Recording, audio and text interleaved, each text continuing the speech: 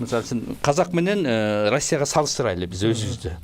Ресурсу Россиянын ресурсу дүйнөдө эң көп. Нефтиси бар, газы бар, башка ресурстарын айтпайлы. Казактын ресурсун айтайлы. Bir жылда 80 миллион тонна нефти добывает Казак. Биз Кыргызстан bir жылда 1 миллион тонна нефтини биз потребляем болгону. 80 жылдыгыбызды казактар чыгарып койду. Биздин Кыргызстанда эмне бар? Бизди локомотив болуп экономиканы сүдүрүп кете турган. Деңизге выходубуз жок.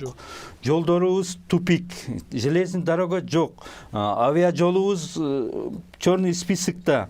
Нефтибиз жок, көгүлтүр газыбыз жок, локомотив боло турган эчтеке жок. Алтыныбыз, мактанган алтыныбыз дүйнөдө рейтингде 50-нчи местеде турат. То есть бизде эмне? Бизде ресурсубуз жалаң гана эл. Адам ресурсу.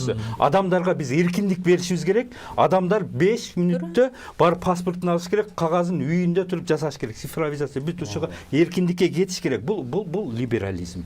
Качан мамлекет бизнеске аралашпай бүт услуганы элге бергенде, ошондо эл өзүн багат.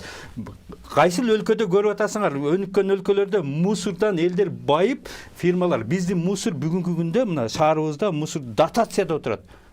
Мэрия дотацияда мусорду каржылап атат. Элдер мусордан акча кылып, мамлекетке салык төгүп, жумуш ордуларын сүзөт. Ошол эле автобус кечеги мына мэриянын автобусу. Автобусту сатып алат. Автобусту сатып алгандан кийин акча мэриядан акча кетип атат. Аны содержать гаражды карамай, аккумулятор алмаш. То есть мэриянын чөтөгүнөн кетип атат. Аны частныйларга бериш керек. Линияларды бериш, аутсорсинг. Бүт ушундай нерсе. Бул либерализм. Бул жакшы түшүнүк менен айткан.